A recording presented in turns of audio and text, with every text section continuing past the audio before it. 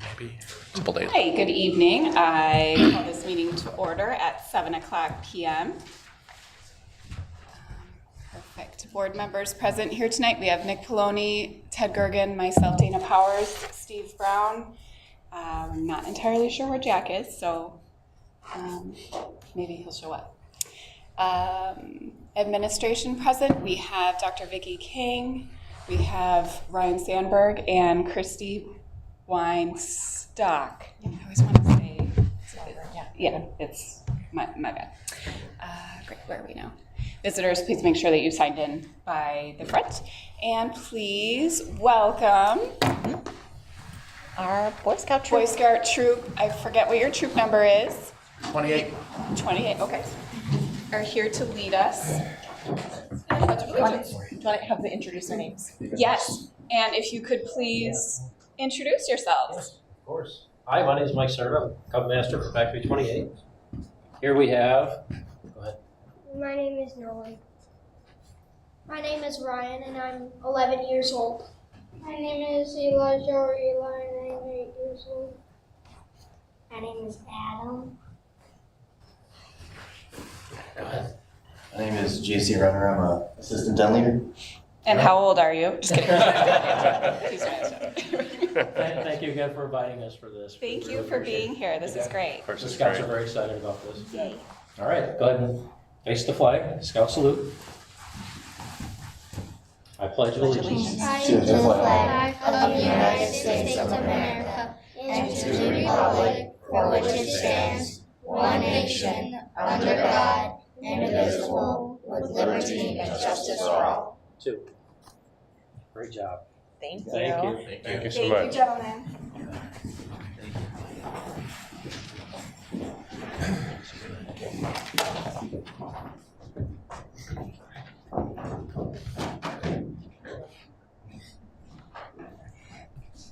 Okay, I'll take a motion on the agenda. I move to approve the agenda as presented. So moved. Second. All those in favor? Aye. And motion carries. Okay, I have a president's report tonight, which is kind of exciting. Wow, because- that's great. That's great. I know, it's really exciting. No, so Vicki and I were talking, along with Marquez as well, thinking of this would be a good avenue to kind of get some information out there for admin staff, the community on some of, well, we'll see. Let me just get to it and we'll all catch up. So I want to talk about board priorities, how we 5 are here to represent the values, the views, the desires of the school district community in a fiscally responsible manner. So, we're here to meet the needs of the entire Salem staff. We know our exceptional staff work collectively to meet the needs of our Salem students, and we want to support them. So really just keeping those key points in mind, that we are here first and foremost for the students, we already know, and how much we value our staff and how that's shown in a variety of different ways, which I'm going to get into. So just kind of some frame of reference that, especially for people, pay attention here if you're not aware of some of these details, is CPI is the cost of living for a year. And how that works in our system here is, I believe it's the state. I feel like I have a number of people in here. Where's John? I feel like between John and Vicki, you guys can correct me, but it's the state that comes up with that CPI amount, right? Mm-hmm. Okay, so the state recommends to these entities of, last year it was 1.23%, which was the CPI, and then this year it was 4.7. And how that works with a school that has a union is that we have what's called a negotiations meeting. And both sides come in talking about, well, this is what I suggest, and this is the counter, and just a conversation back and forth on when we can reach an agreement that is sustainable, works within our budget, and has the interest of the teachers in mind and staff. So the following year, next year, it is projected at about 8%, which all those in the room can see that 8% is a absolutely ginormous number. I've been doing this for, I think, about 9 years, and I think the highest I've seen is about 2, maybe the high of 2. So, and then another point to add to that is with that, inflation number and the increase of the CPI, we do not have line of sight of any additional money coming in. So we had the ESSER funds, which were basically the COVID money that we were given nice funds. They're only able to be spent on certain things, which is great. We certainly took advantage of that and did a lot of amazing things that certainly could be discussed another time. But we certainly, right now, we do not have line of sight of what additional money is coming in. And for anybody who plans a budget, which we all do because we have to pay for things, that's a little tricky of a situation when we see these things, getting more and more pricey and we don't have line of sight to more money coming in. So wanted to put together just a couple of points that us 5 keep in mind when we're making these decisions, having these discussions. So what some of our focus is, which we'll actually talk about a number of the things tonight, is, for example, health insurance.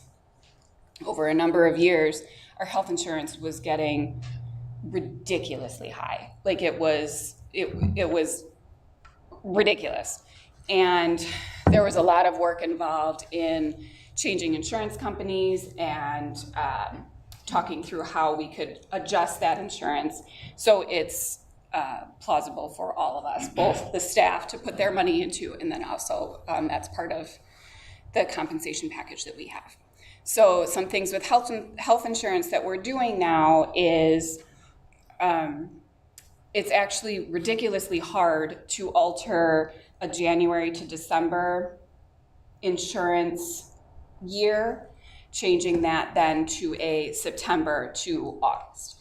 Again, it seems like such a weird random thing to be talking about, but it's so much work to figure out what the price on that would be, and then not to mention your deductible. Does anybody want a deductible for 6 months and then have to start back over again? So, but having that decision made and done and in place can help vastly Marquez in budget planning, having these negotiations meetings. So since we are doing that now, we will have this, and we'll start over in August. Then those negotiations meetings can happen during the summer, which means Marquez is able to budget more clearly because he knows what the health insurance increase is. We know what the potential CPI is, all of those kind of details going into place there. Something else that we have been considering and looking at prices on is adding paraprofessionals into our insurance plan. What that would mean in terms of The +1. let me phrase that differently. Adding in additional insurance options for the I don't even want to say paraprofessionals, the Support staff? Support staff. Thank you. My apologies. And something like that, what that looks like in terms of retaining staff, bringing in new staff, what that looks like from a budget standpoint. Again, something to keep in mind. What is always top on our mind is staff retention and obviously limiting as many reductions as possible. And again, when looking at a budget, it's a matter of if we're spending, for example, 4.7 more with no line of sight of money coming in, that's where things get a little tricky. So looking for additional and creative ways to make sure that value is, how do I want to phrase this? So the staff feels valued as well as the district is able to be financially responsible.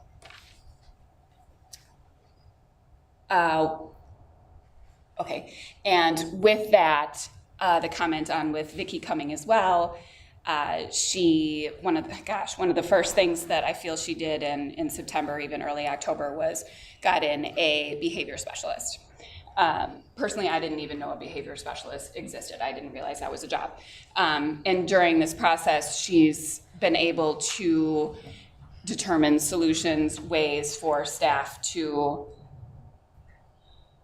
Feel safer. feel safer at school.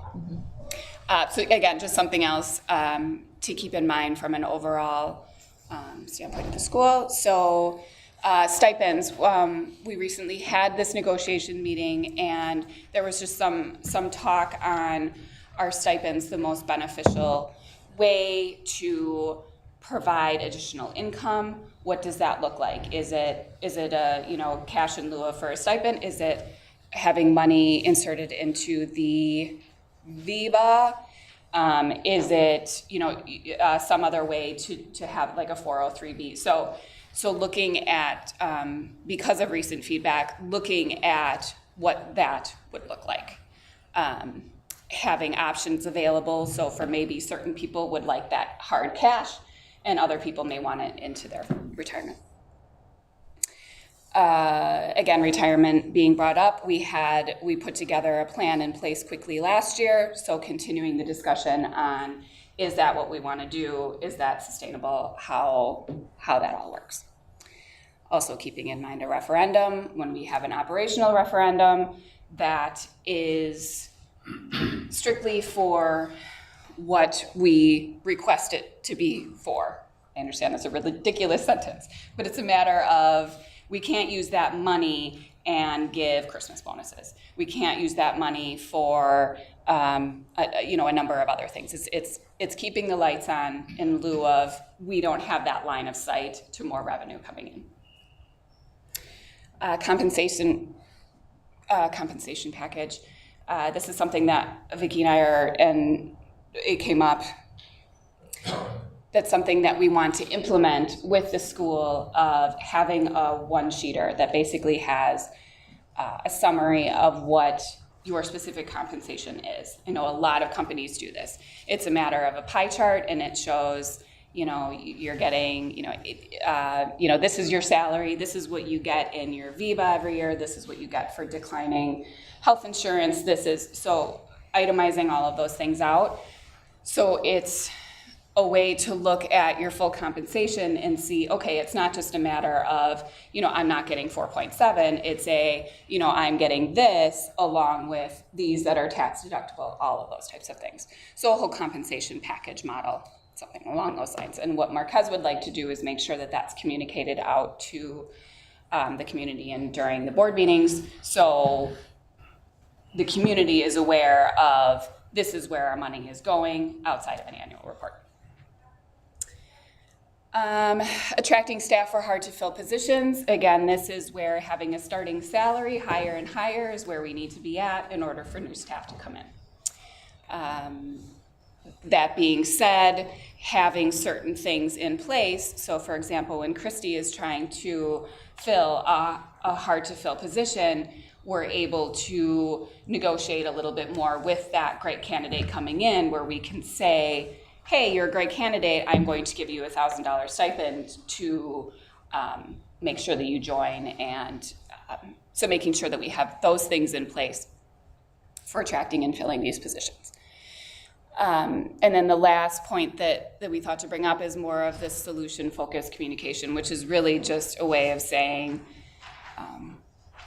we're here to have the conversations, that if somebody has a concern, whether it's staff or community member, a matter of coming forward and saying, this is the issue I see and here's a potential solution. Not necessarily just coming and saying, these number of things are an issue, help us out. Let's have the conversations, let's meet, we have community meetings, all of these things in place. So it's really a point to say, all of these things are in our mind on a regular basis. No decision is made in a bubble. And if more information is being sought by anybody out there, I would encourage anybody to step forward to any of these people to ask questions, whether it's an email, a phone call. That is a way that our community can grow, obviously, together, and we can rely on each other to answer these questions. So kind of a hodgepodge of information, but I wanted that, all of that out there, and a number of these things will actually be touched on later on tonight with some of the other presentations going forward. So thank you for that. Moving on. Steve. Yes, I have no correspondence, and I did want to update everyone on the upcoming election for April. So far to date, one person has returned candidacy papers for school board for the spring election, and that's Nicole Haas. There will be one 3-year position for election on the board for the 2023 spring election. That current seat is held by Dana Powers. A declaration of candidacy papers can be picked up in the district administration office between 8 a.m. and 3 p.m. Declaration of candidacy papers must be returned to the district administration office by 5 p.m. on January 3rd of 2023. And just as an other note of information, there are no signatures required for anyone to go out and get signatures for their nomination or their candidacy papers. The deadline for incumbents wishing to file notice of non-candidacy is 5 p.m. on December 23rd, 2022. The date of the spring election is April 4th of 2023. If a primary is needed, so that would mean if we had more than 2 people who file papers, the date of the spring election is February 21st of 2023. And that's all I have, Madam President. Thank you. Do you have a CC2 update?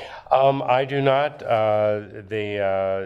The board meeting is tonight. If there's anything that is worth reporting, I'll do that at our next meeting. Thank you. All right. And this is all part of the consent agenda. So we'll take a look at the treasurer's report dated November 2022. The end balance in each account of our general fund cash account with an ending balance of $211,322.59. Credit cards, $20,004.81. EBC Flex, an HRA cash account with an ending balance of $11,857.11. Capital Improvement Fund, or Fund 46, the balance of $30,530.38. Petty cash, $300. LGIP, $23,318.45. And WISC, or Fund 49, with a balance of $22,854,839.17, for a grant asset total for November 2022 of $23,152,172.51. Any questions on that at all? And if you take a look, realize again that November is kind of like that low cash flow time. There was some short-term borrowing that took place on December 1st of $300,000, which is a little bit lower than we have taken out in the past. So that's a good indicator of some strong financial or fiscal responsibilities. So that's to carry us over until that property tax income comes in January. So just to make a note of that, we'll take a look at the payment of accounts payable bills dated November 1st through November 30th, 2022. This includes checks numbered 71103 through 71527 and 2022-00352 through 222-3000025 for a total of $872,746.83. Just a couple little things maybe you noticed when you were looking through the payment of account payable bills. It's awesome when you use electronic check systems. Several checks were voided due to a long description in the memo line. So it went back and voided out some of those other checks. That includes 71103, 71459, 71491, 71504, 71501, Those are all duplicate checks with corresponding new check payments. Check 2022-00411 from Community State Bank was actually issued on 10/31, so that might show up out of sequence. And then likewise, 2022-00412 through 416 was a batch that ended up getting avoided with new corresponding numbers. A lot of information, a lot of check numbers. Any questions? All right. And we will take a look at the monthly revenue and expense report. And again, Dana, thanks for just providing like a little window into the big picture of how CPI factors into all of this big matrix here. I think it's really important for people to like really understand the idea of revenues and expenses and where they factor in on a month-to-month basis. Overall, revenues are slightly up compared to the same time last year, but likewise, expenses are higher. Again, with that, when we look at rates of inflation, so that CPI and that 4.7, and next year is trending a lot higher. You can see like salary and benefits, utilities, transportation, software, the air handling units that we've talked about before. All of those expenses are higher. So that, you know, I think overall we're in a really good place. We're you know, like we're trending in a good fiscal spot. And then we also had a smaller interfund transfer compared to last year. So that impacts that overall bottom percentage. But you know, I think we're in a good situation going into the 2023 year. Questions at all on the? I know Yes. we've talked about it before, but the state money comes in when? I always forget. Property tax revenue comes in January. January, okay. Yeah, so that short-term borrowing really essentially bridges us for that 1 month. And I mean, I think our goal always is to keep getting that number smaller and smaller. Which it has been. Yeah, absolutely. Thank you. Fabulous. Thank you. Thank you. And minutes. And then we approve it all at once. So, but before you do any motion to approve, I do want to highlight and recognize Gail Cubis on her retirement. So she has been with the district for 22 years, and she has grandchildren at Salem School District. We are really excited for her. She is unwell this week, but we are wishing her the very best, and we've just appreciated her services and her dedication to the students and staff here. And she is looking forward to retirement. So. Yay. That's great. I will take a motion on all consent items. I move to approve the consent agenda items A through F as presented. So moved.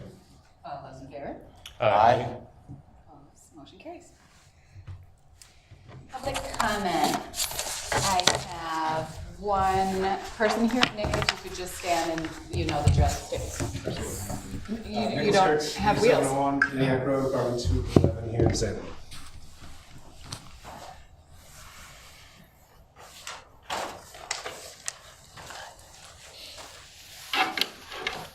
Good evening.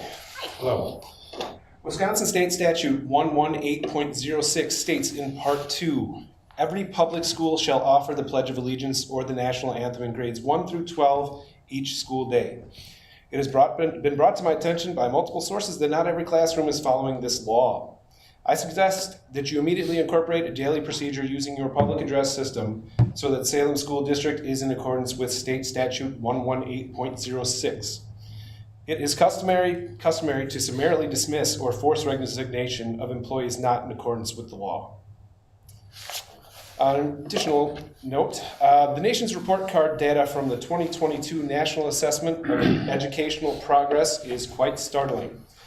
Wisconsin fourth graders tested at 42.9% for proficiency in math and 32.6% proficiency in reading.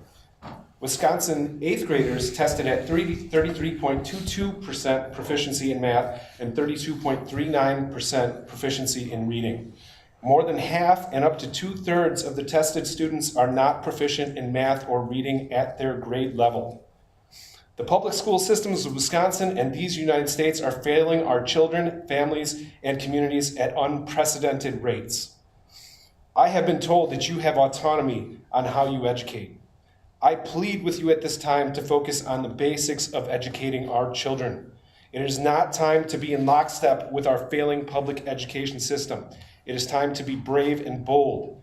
Repeal Title IX reform and abandon social emotional learning. Partner with your educators and remove the stumbling blocks to ensure success in reading and math, and let our children form their own opinions. The mission statement I would suggest for Salem School District is excellence in education over indoctrination. Thank you for your time. Thank you. Okay. All right, here we go. All right, so we're going to breeze through our second reading of a handful of policies since we've done our first reading. So the 100s are our definitions, and so the policy updates, that just simply the definitions for who the district administrator is. Policy under the parliamentary authority, we didn't have to do any adjustments into that policy. All right, to make this very consolidated, once again, anything in the 1000s is administration, the 3000s is professional staff, and the 4000s represent the support staff. So under student support, supervision, and welfare, there was a revision to account for staff posting photos of students who are their own on social media. And then under criminal history record, we took out the need for self-reporting for minor traffic offenses, such as like running a stop sign. Under policy 2260-02, we have the services for bilingual students and ELs. We worked with our bilingual coordinator, Mari, and she made sure that we had our process already in place, and we are following that correctly. And then when we looked at the human growth and development policy, this one is the only change to our current policy that we added was to ensure that we're discussing puberty, pregnancy, parenting, body image, and gender stereotypes. Okay. For policy 2460.03, when we look at the IEE, that is the IEE, the policy is revised. And this is what we talked about last month when we were talking about if the evaluation should cost over $400, the district must, without unnecessary delay, follow the due process that we have in place for that. Library media centers under 2522. So the board is to have the district administrator, so myself, would develop a process to respond to any content that maybe families had concern about. And so the process that we're putting into place would be that our administrator guidelines would follow the same as our complaint process, and then specifically related to a text that they wanted off the shelf. There would be the written complaint and specific information about the text. As I said last month, there have been instances where people just say, we don't like the book X, Y, and Z because, and they don't have a real because they haven't examined the text. And so we have the process here of who would be involved in that process. And then the district administrator would follow up with recommendations to the board. And you would make that to whether maintain or remove that text for up to 3 years. And if you have any questions on these second readings, please let me know, and I'll stop, simply because I want to make sure it is a second read. Well, for some of us, it's our third or fourth time we're going through these. So the 3000s and the 4000s, it's our professional staff or our support staff. So 2700-01 are accountability report cards. We just simply removed the policy 8146 because that's not actually, we don't have that policy. So we took it out. 3120. And 41-2004, the employment of substitutes, making sure we have reasonable assurances for unemployment compensation, which Marquez, obviously we know how great he does at his job. We have that in place. Again, falling under benefits would be something under Marquez's department. And we had to remove the COBRA rights because it was added in the benefits policy. Open enrollment program for our interdistrict, the updated process for applications of siblings of students already identified. We wanted to make sure that if we have siblings in the district, we're going to guarantee their sibling can be a part of it in our school. All right, 5340. Student accident, illness, concussion, and sudden cardiac arrest, making sure that we are notifying if we've got anything related to concussions prior to athletic participation, so that the AD and that the people around make sure that they know how to respond accordingly. And then our 55-1701 bullying, the report is optional. However, it's still a part of DPI and we follow it regardless. So that's just the language that was changed. 8740, protection of district funds. The name of the policy was changed. So those are all under policy volume 31.2.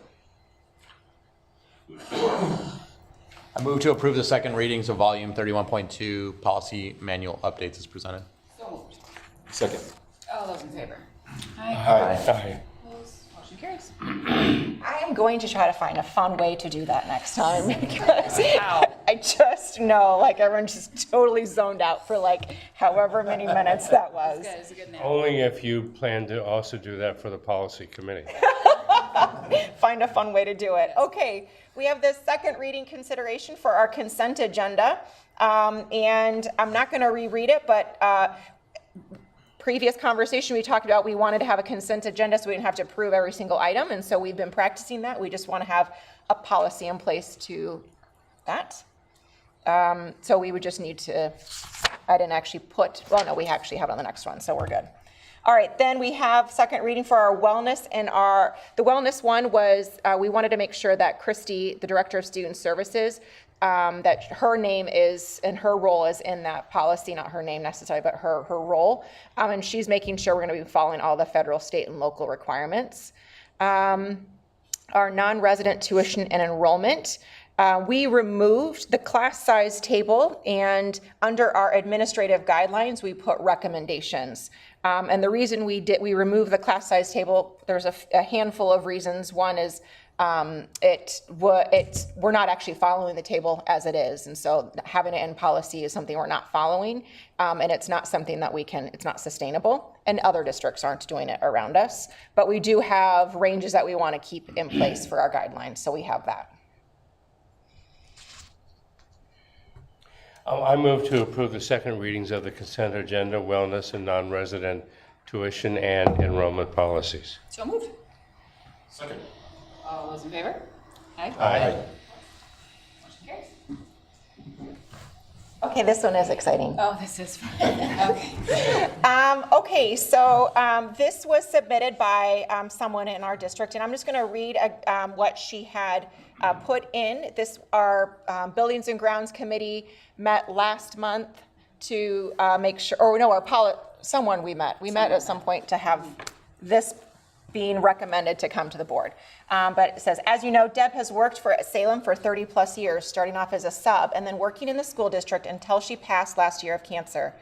Deb was fully devoted and dedicated to the staff as an employee and volunteer. Deb was on the PTO for many years as a treasurer and also very involved in the concessions during sports events. Deb, her daughter Jessica Hall, and her family deserve this dedication memorial to show how much Deb Morgan meant to her colleagues, the students of Salem, and Deb's family and friends. So they're looking to name it, they want to name it the Deb Morgan Concessions, the concession stand out here. Outside the new one, okay. Mm-hmm. I move to approve the naming of the concession stand to Deb Morgan Concessions. So moved. Second. All those in favor? Aye. Opposed? And motion carries. Well, that was fun. I can't wait to email that. That'll be exciting. Great. Okay. Christy, you're up. So I'm going to talk a little bit about Care Solace. Great. And Care Solace is a company that helps to connect families with mental health providers or substance abuse resources. So we know a lot of what we're seeing in the mental health kind of crises is access. So families being able to access the support that they need. So what Care Solace does is they partner with the district so that our students, our staff, and their families have access to this company that will help them get the care they need. So they take all the information from families, they take insurance status into consideration, their multilingual supports. So there's a bunch of different opportunities to connect our families with the care that they may be looking for. And this can come from a staff recommendation where they're handing off to Care Solace, or it can be anonymous. Our staff will all receive a link and a phone number that they can utilize for themselves or their family members to gain better access to mental health professionals. The wait time through using Care Solace significantly decreases. So a lot of times we see families saying there's a 6-month wait, or there's however long the wait is to seek these professionals. Care Solace helps to bring that wait time down for our families, our staff, our students. And so you kind of see the statistics up there, how many people they've connected to the services that are needed, over 4 million students and 4,500 school sites across the nation. Locally, they are within Madison. They've connected with Waukesha, so there's also a lot of local ties with this company as well. Any questions? Does this take some off of our social worker So or not? What this does is it works kind of alongside the school, and so the questions that perhaps the social worker can't ask about things like insurance status and those kind of more personal pieces, this will help to do that and then connect with multiple providers, not just, if a family is willing to travel a little bit further, they'll look into that range where the family is willing to go. So it's about family preference, but it's also about how to get them the services depending on the insurance status. They could be uninsured, they could have the best insurance ever, and then Care Solace will navigate all of those pieces for them.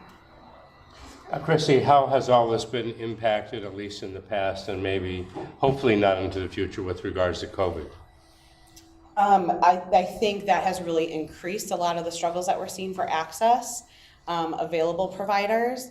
And I think a lot of times families just don't know where to turn or how to start the process when they need support beyond what school can provide them. So this really would help to kind of close that gap for our families and staff and students. Okay, thank you. Yeah. Are there other vendors, competitors that schools use besides, out of curiosity? I know of You one. mentioned Waukesha, so some other big Yeah. districts are using them, so. Right, so there's not a ton out there, but I know that there, like Gaggle, I think is a name of another one that I've heard schools utilize. And I don't know the details, like how they compare directly to Care Solace. Can you tell them about like the service that we were initially looking at and then why it wasn't? Yes, sure. So Professional Services Group, which we can still continue to partner with them as well, they're based out of the county. They do provide some of the same type of care, so mental health support. They can come into the school and work with our students here. What we're finding again with Professional Services Group is months of waiting time. So we've actually sent them referrals for students, and we've heard back about one of the students that we have referred to them out of the several, just because of the lack of resources and mental health providers. So the scope of Care Solace extends so much further than what we have within our county, and that's kind of why we can continue to do both. Because the Professional Services Group will come into the school, and then Care Solace provides, like I said, it kind of like closes that gap and bridges those services for students. That's great. Thank you. Sure. Thanks. Yeah. Do we need to? So yeah, we're looking to approve the contract. So it is $7,000 a year. Instead of just, it's a cheaper cost if we just do the 3 years at one, like if we get the lower rate, so. Gotcha. I move to approve the 3-year contract with Care Solace for $20,000, $7,000 a year. So, Second. all those in favor? Aye. Motion carries. Okay, so this is also going off of what Dana was sharing earlier, and then what Ted had talked about in our the conversation about the budget and where we are. So I'm not going to linger too long about like the first handful of bulleted points. I think it's important for us to understand that when we've met agreement with our union, and we're excited about that. And I want to say, like, one of the words that they had used was like unity at the end of it, looking to seek for unity.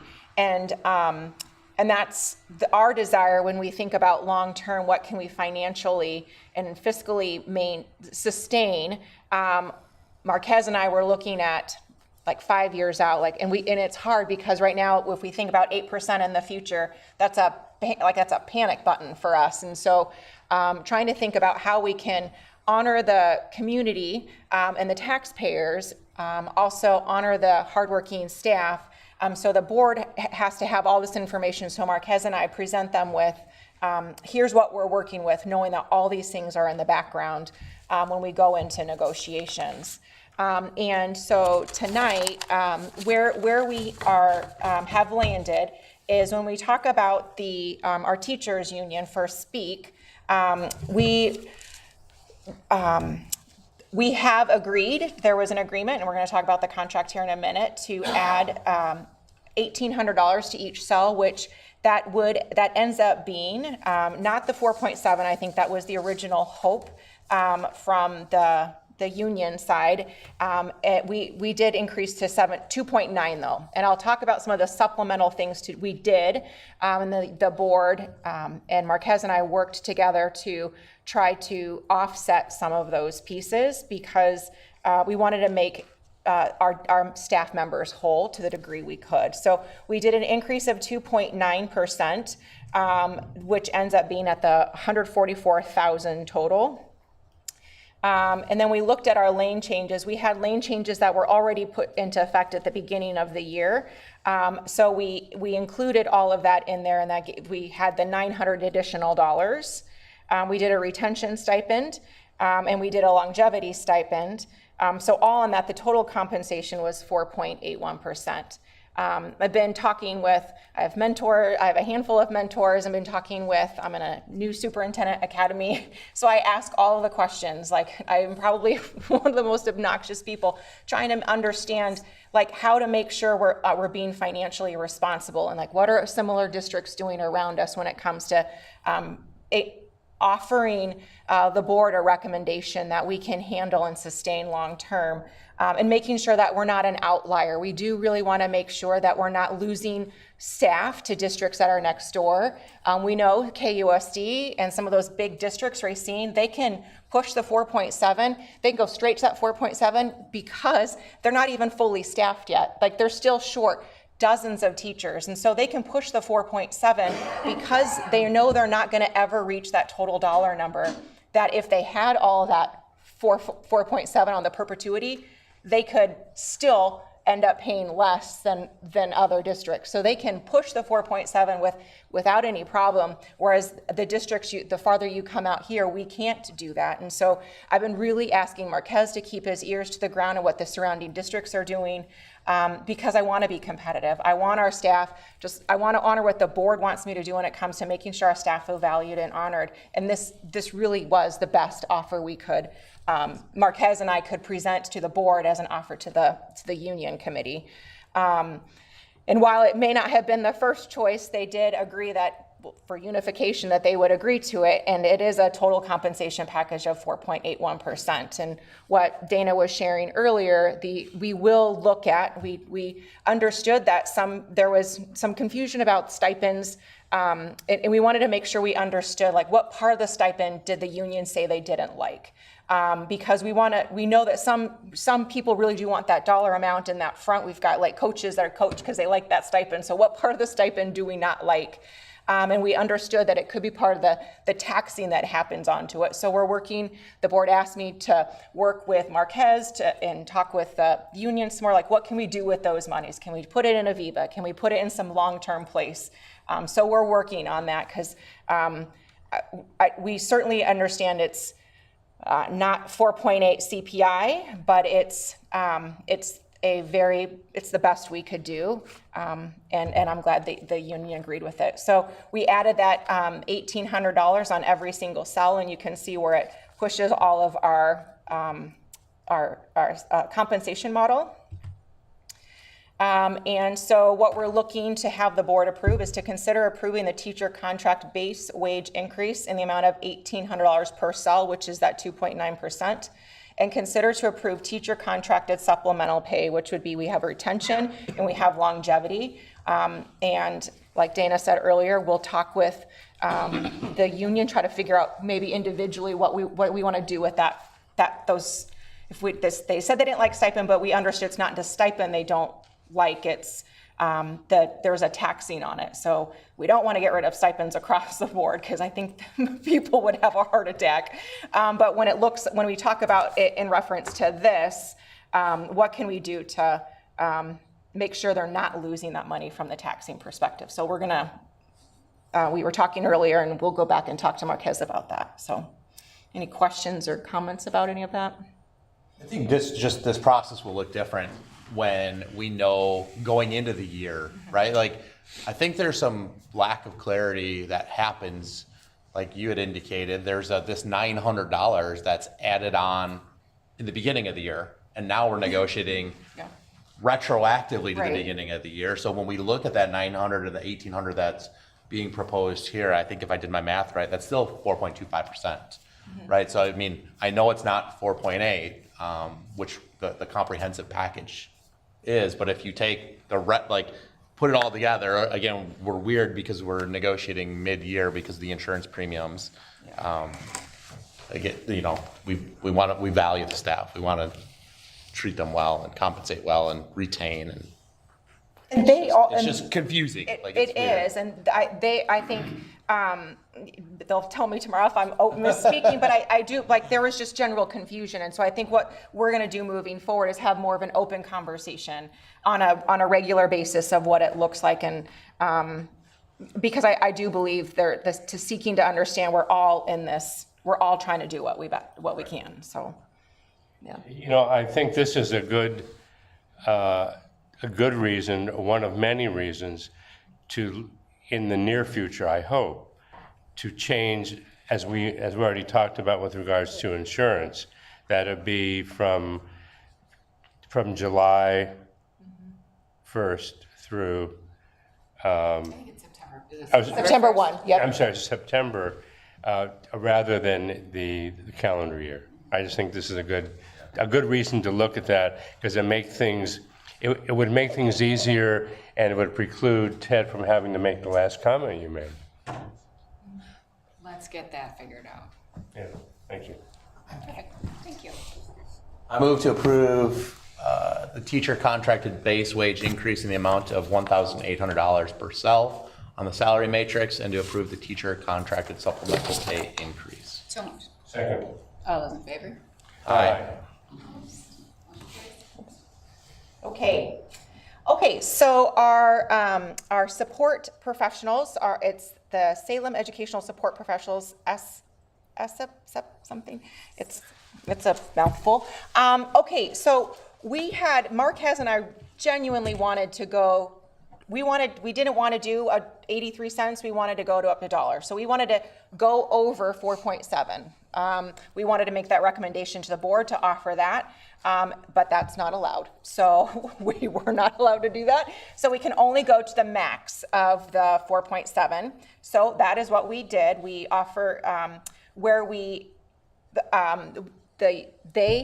what you're going to find out is they are asking the district to impose it because they did not agree to it. If you agree to this, though, if you make the motion, they will not fight it, and they'll take it.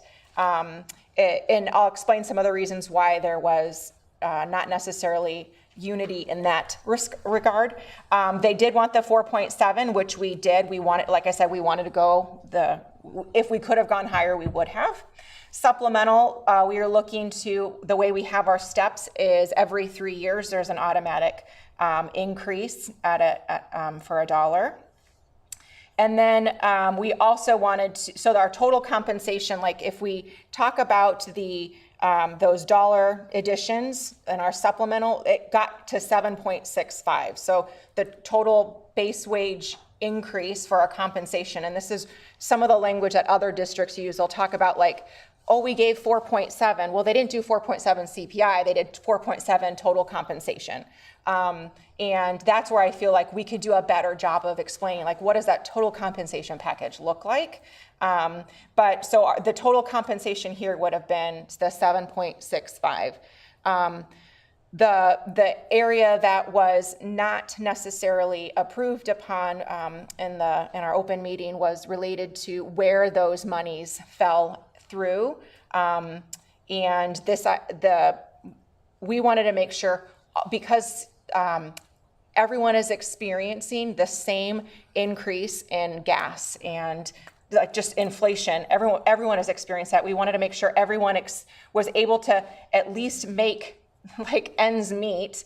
And some of the discussion was, could we just move some of that money towards the people who have been here the longest, and maybe do a titrate the money backwards, like so it's scaled backwards. So the people who've been here, the support staff who've been here fewer years have less than the support staff who've been here longer. And I understand that request. From just equitably, I couldn't, that's where we couldn't have an agreement, because we all agreed at the board level and in that conversation that everyone is working equally hard when it comes to the work we're doing. And already those positions are so hard to fill. So that's where the work we're doing that Dana talked about, doing the behavior specialist, and I'm doing these one-on-one with stay meetings or stay interviews. The thing I hear resoundingly is addressing the behavior and holding students accountable. And if we could address like that culture climate with the students, I really believe if I can increase the psychological and physical safety of students and staff, people will.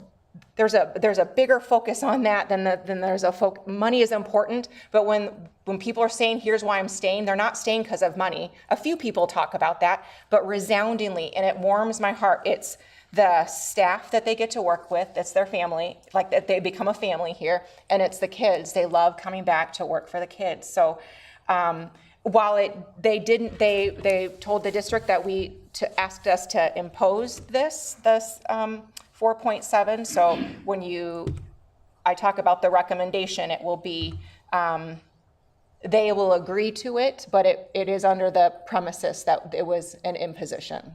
So any questions about this? I think the slide you had on that shows these important positions. I think it's important, at least for me, as a board member, as a community member, and as a former educator, that these are all very, very important positions as part of our total staff. And I'm hopeful that in the near future that the negotiations committee can also look at the paraprofessionals with regards. That is the support staff. Oh, that's one thing that we didn't say. So in the support staff, this was the other piece that I will do a better job next year. I won't be a newbie. I'm learning. But we didn't tell them that, Marquez and I forgot to tell that the board had wanted us to start looking at addressing the support staff insurance. So currently right now we don't, if they get insurance, they get the 90% covered. But you've for a long time have been asking us to address the fact that the Family Plus One, I had one support staff member say, like, I would not have a paycheck. I would just be paying for my insurance. So we're looking to address that by our next re-up, so that the Family Plus One for all of our staff. So I think if they knew what you were asking us to do for them, I don't think they would have said you were going to ask you to impose. I think they would have agreed. I forgot to let them know that. So I blame the newbie, but I've been telling them in my one-on-one meetings that you did charge Marquez and I with that. So, but it is an important point, because it is a lot of money. And when we start looking at all these buckets that I went through earlier, you have to have a certain amount of money to fill each Correct. bucket. You can't just throw money at the buckets. So it's that has been in our 1 to 2 year. We have been thinking about it, and we usually think out, say, 5 years. So it takes a ton of planning to be able to work up to, if that can be afforded with everything else going on. So. okay. So I'm asking you to consider to approve the support staff base wage increase in the amount of 4.7 CPI as presented, which is 83 cents an hour, and to consider approving the support staff supplemental pay increase. I move to approve the support staff base, the support staff base wage increase in the amount of 4.70% and approve the staff supplemental pay increase. So moved. And paraprofessionals are within that set. So if you're not a teacher and you're not an admin, then you're in the school. Right, thank you. Yep. All those in favor? Aye. Opposed, and motion carries. Okay, so last month you approved the development of a citizens advisory committee per board policy. You need to approve the people on the citizens, the non-district composition in that. I did work with Nicole, but in the board policy, district administrator would identify staff to be a part of that, not to exceed the number of the citizens in that. The Citizens Advisory Committee would simply be discussing the items, such items that we discussed last month, but these you would need to approve. Nicole Haas, Albie Heinen, Kendra Smith, Jessica Henderson, Abby Vraney, Brandon Haas, Chris Zernetke, Anastasia Fisher. I move to approve the CAC membership composition as presented. Second. All those in favor? Aye. Opposed, motion carries. Thank you. Moving right along. Okay, so Mr. Jenrette is he's one of my mentors, and I love doing the work with the high school. I'm excited that he's here to present. So I'll click, and then do you want to just like signal? Sure. Do something exciting though. It's not gonna be too exciting.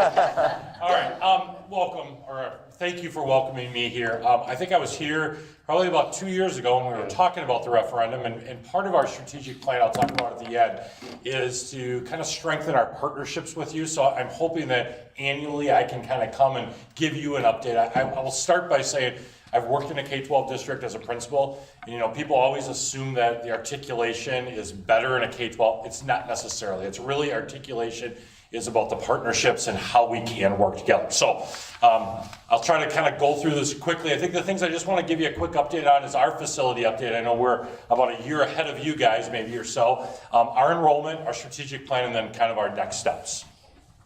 So again, just our goals back in our referendum, we really stressed upon the safety, security, our building infrastructure, modernizing our building, which was very outdated, and expanding some of our big areas, most namely adding a second gym and a performing arts center. So, I don't probably need to tell you this. I think you're experiencing this, right? I mean, it's been a challenge. We've had some supply chain delays. We're still there. I'll talk a little bit about that. The inflationary cost increases. We had some major soil stabilization problems in our new area in the back, which kind of put us a little bit behind schedule. And just some of the design obstacles. And much like you, we went out to referendum with a good plan, but we didn't have everything completely put in place because of just what that cost would have been. So some of those things have been obstacles. I'm here to tell you that we've really kind of worked through the majority of all of those pieces. We're still on schedule to have the project done by September 1 of next year. Where parts of it are a little bit delayed. I think this pending snowstorm is worrisome a little bit because we've got one area that's still not under roof. So that will be there. So we're hoping that the wind is strong, so any of that snow that gets up on that structure will blow off.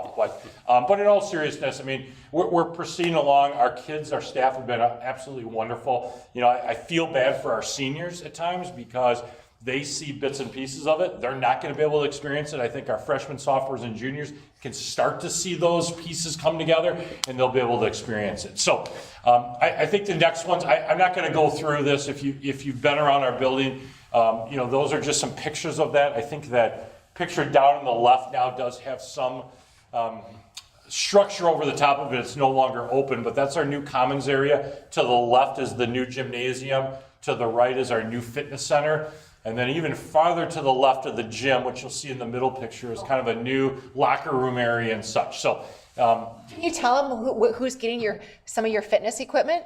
Possibly, that? possibly Salem Grade School. Possibly Salem Grade School. So yeah. So if you for the right, we might have to at the end negotiate. So we'll see what that price is. Oh no, no take backs, no take backs. Yeah, exactly. Camera, like. Yeah. So just again, just some pictures just to kind of go. Vicki, you can kind of click through. So I want to be respectful of your guys' time. What's really been great though is we have been able to open up 2 areas this fall. If you go back one slide there real quick. To the left is our new family and consumer ed area. That's where our new commons is. So it's been really great for our kids to kind of see a new piece. And then we just opened up just after Thanksgiving our new student services area, our counselor suite, which we're excited about because they'll be closer to our administrative offices. We were pretty segregated, so I just think informally the communication. So again, just a few more pictures there of just different projects that we're working on. Vicki, you could probably go through this just to be respectful of your guys' time. Again, our new commons and gym, kind of a finished picture of what that will look like in the right.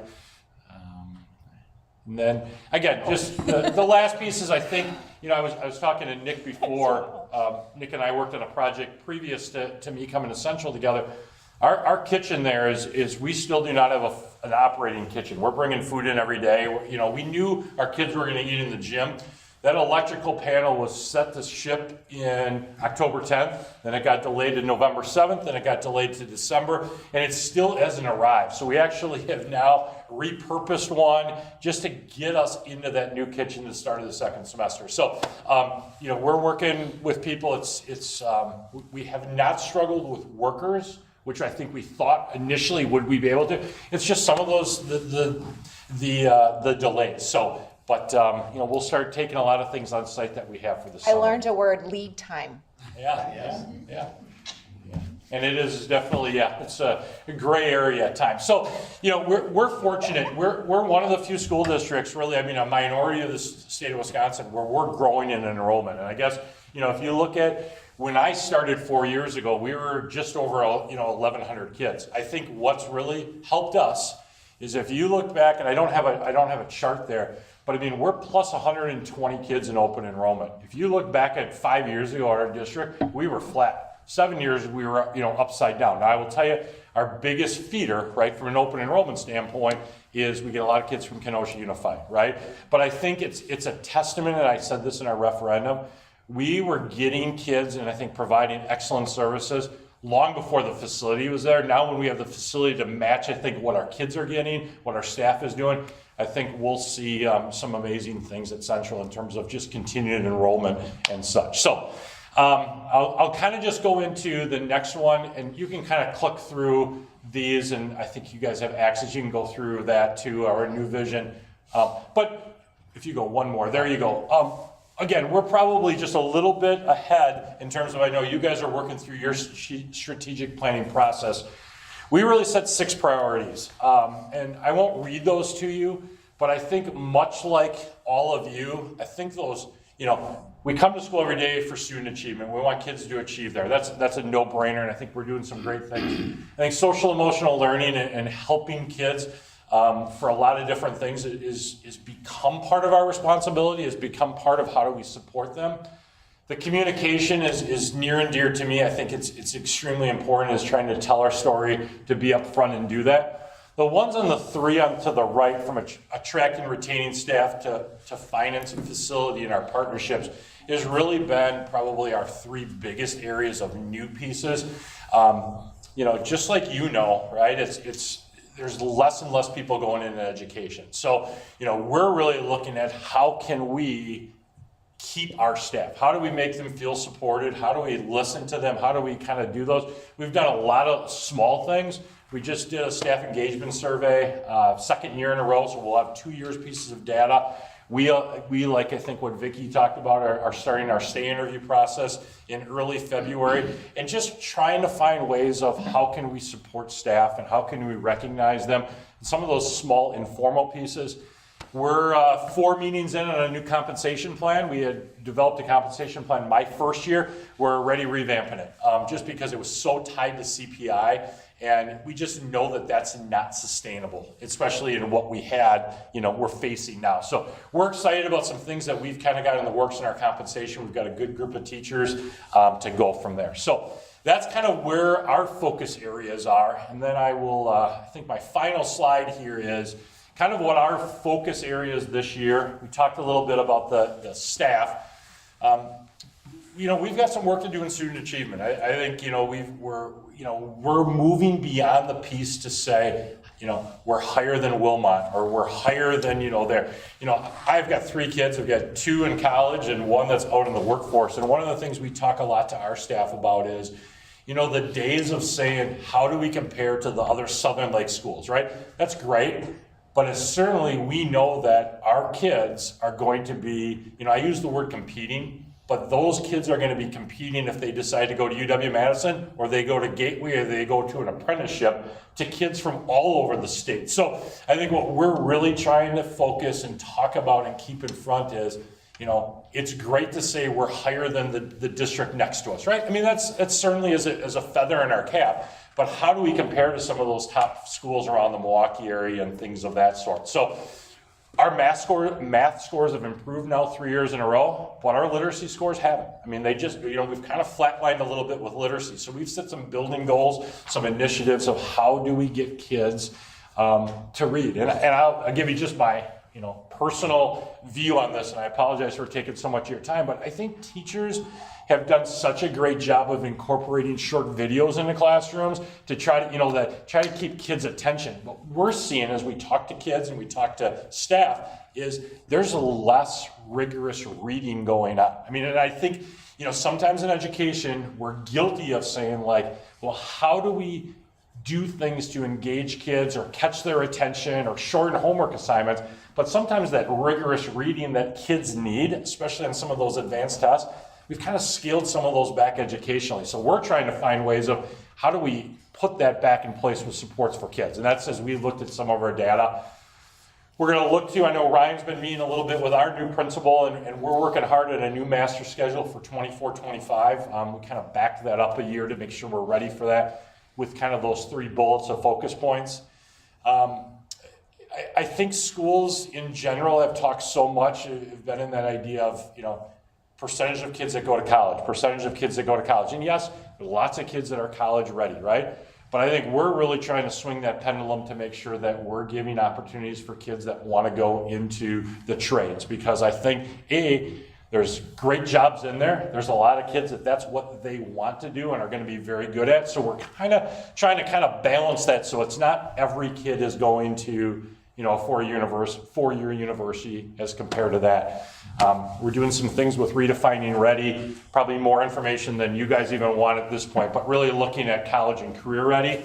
And then I think last but not least, and I think the reason I'm here today to tell you is, Vicki, Christy, Ryan, they've been great partners. They actually came over to our building and we did some collaboration of just how do we help kids that whole continuum of service. So I think we've articulated, and I was a big fan of Connie, I worked really, really well with her, but I think we've done articulation in the last 3 to 4 months, probably more than we had done probably the last 3 years of just how do we get, you're our biggest feeder.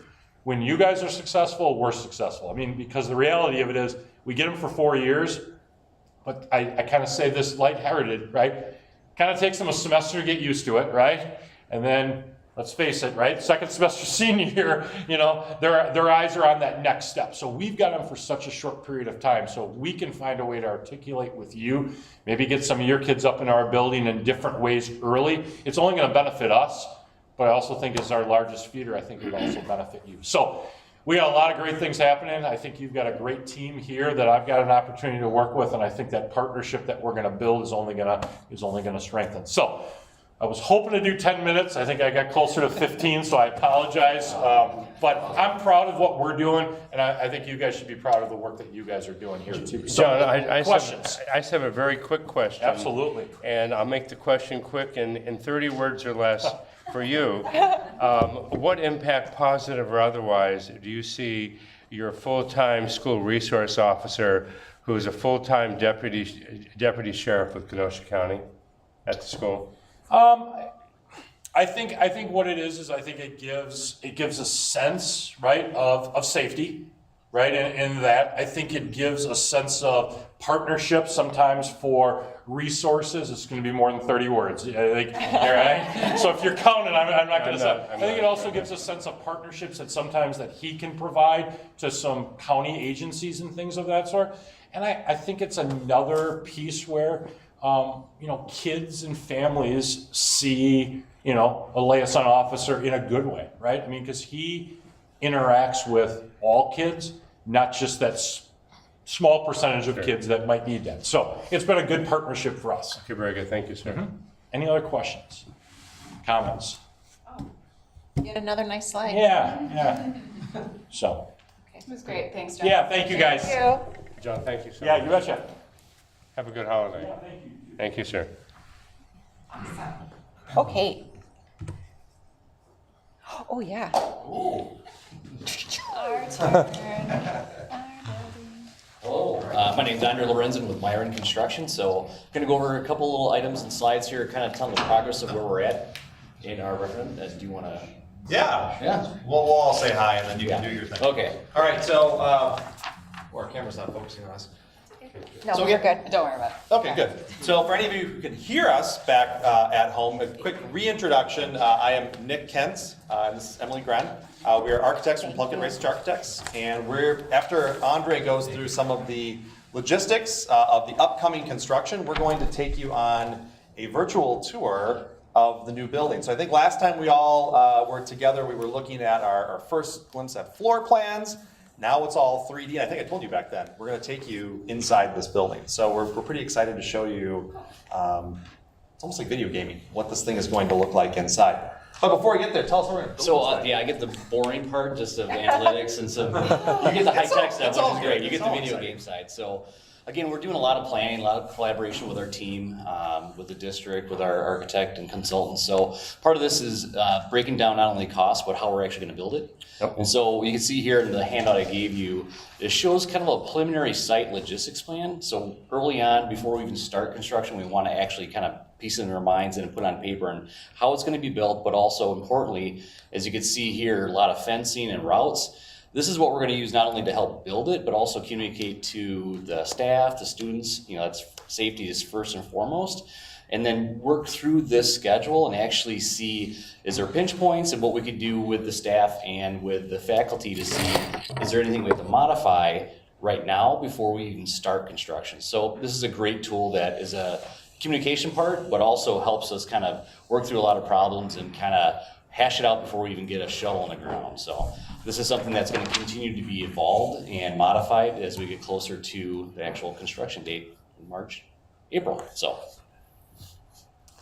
And so schedule-wise, again, we do have one package that went out as a metal building. And again, from the last presentation, talked about lead times and delays. So we're actually trying to get ahead of that with certain bid packages. So the metal building, we went out to bid, and we had 2 bids out of the 6 people we invited, and they actually came under budget.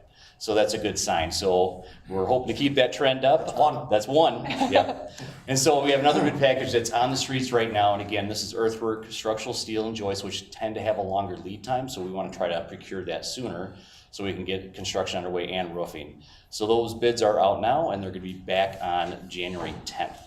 So again, trying to lock in the numbers for the costs, also the lead times. And then our last bid package, which is going to have everything else in the kitchen sink, that's going to be in February back into March. So that's when we'll have the final say with budgets and locked in and then ready to go. Are there supply issues that you're seeing? Yeah, there still is. And again, it ranges depending on what you put in your project. So joist and decking has been tending like 30 to 35 weeks. It's going down a little bit. That's why we're bidding early. Typically in the school projects and other projects, we want one bid package, put it all at once, and then get it all back. We're being proactive to get those pieces that we identify that have a long lead time, try to get that early so it fits into our construction schedule so we're not bumping that end date out. And so again, some key dates, 100% construction documents. It's everything to build. That's going to be page turn in January. and then review the bids with the owner, with the district in March. And then again, we're looking to target our mobilization in March. Hopefully the weather is going to be great. It's not going to be great towards the end of the week, but that's what we're looking for. Again, our main focus overall schedule is probably get the maintenance building going and then work right into get another portion down, the old portion, then start interior renovations and kind of pop around the building kind of counterclockwise throughout the year. So that's our overall reaching project update with no fancy graphics or slides. They're nice slides. Yeah, they're good. Very elegant. Any questions? I like where the crane is. That's my favorite part. Yeah, that's There that it big is. spot right there. Yeah. It's right there. It's a good Yeah. spot. So we'll have crane locations throughout. So it's going to be very interesting. Yeah. Good, this is great. Yeah, great. So, before we jump into the fun 3D walkthrough, just wanted to say, we've come a long way, right, since we started this process and went through the referendum. And if you think back on when we started talking about bringing a construction manager into the mix, right, and what they would offer. And I shared this last time, right? Myron had come on board, and this partnership has been really good. And projects are not easy, even in the best of times. But it's been so critical to have this partnership working together with our team, with Myron's team, and the district, right, to really work through all these buildings. This is a complicated building. I mean, forget about lead times and inflation, all those things. Just to figure out the 16 levels? Yes. 16 levels that this building actually has been a challenge. So we're really proud of where we've come, and we're excited that it's a little piece, but that first piece is under budget, so that we hope that kind of portends good things in the future. So this is fun stuff. This is the fun period, right? Andre just showed you we're closing in on the end of our design process. So we are roughly a month, the holidays are here, so that kind of ends this month from a production standpoint, but roughly a month away from that final bid set of documents. So we are really, really close to the final details of this building.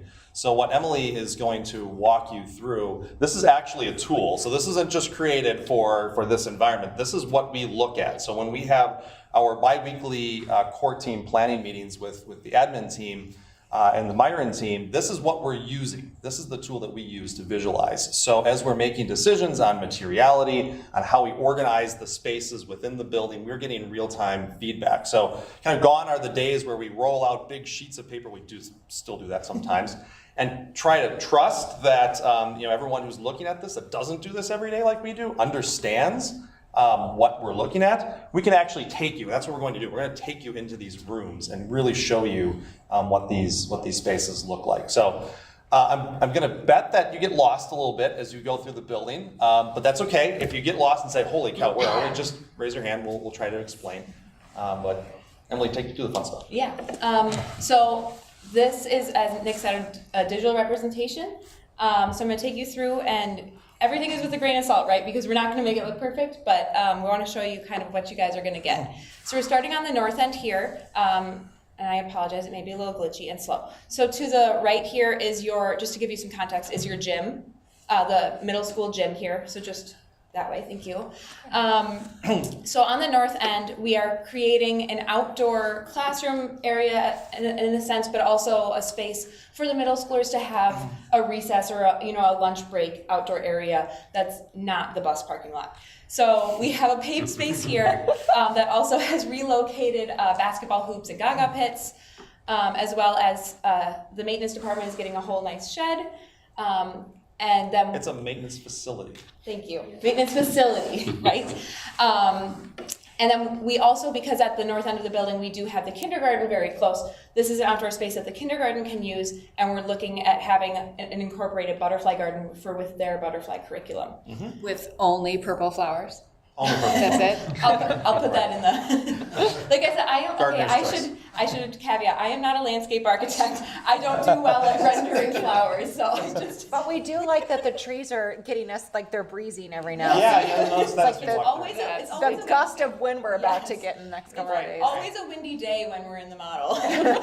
It's always a perfect June day when we're in the model too. Yes. So I will try my best not to fly into walls or make you guys dizzy. So Off of the north here then is our new Discovery Lab. So this is in the current home ec area, the room that has your baking club and all of that adjacent to the wood shop. So we are creating what we're calling a Discovery Lab, which is, again, just kind of a STEM space, a space where teachers can bring their class and do some more hands-on learning. And this is not designated to any grade level. We're trying to make it accessible for all grade levels, again, because we have the middle school and the kindergarten, both ends of the spectrum in this area of the building. So we heard how important the baking club is, or the cooking club, so we made sure that we're giving them a nice state-of-the-art cooking area with an instructional area there. That weird green box is a mirror, so as well as also giving some instructional space out here. A little bit of display shelving to some windows that will hopefully pique students' interest to want to get into this space, as well as some collaboration with the wood shop, which is on the other side of this room. So we found this little bonus space that we're putting our 3D printing into, which has visibility into the wood shop as well as the Discovery Lab. So really trying to pull all of these hands-on learning curriculum together to pique students' interest and get them involved in more fun curriculum. So as I go through, I'm going to zoom through your comments because we're not really touching it. So just ignore the white box. And when we say comments, that's cafeteria. Sorry, cafeteria, that's an architect word.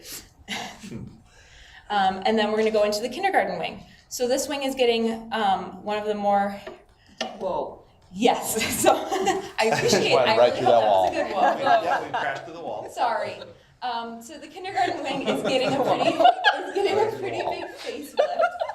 So in your kindergarten wing, we are making all of the classrooms equitable and functional, giving them all new durable flooring, as well as, like I said, a facelift. You'll see as we go through the spaces that we're trying to also help with wayfinding and giving different corridors color designation to help students or parents navigate the school a little easier.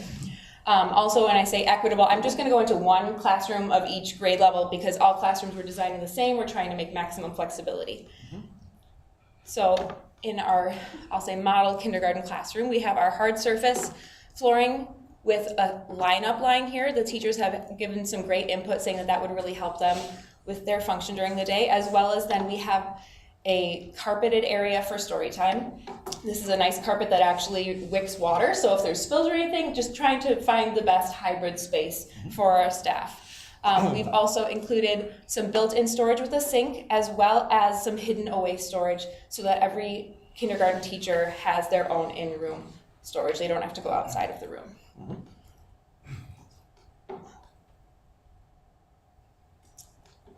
We will be updating all of the cubbies outside.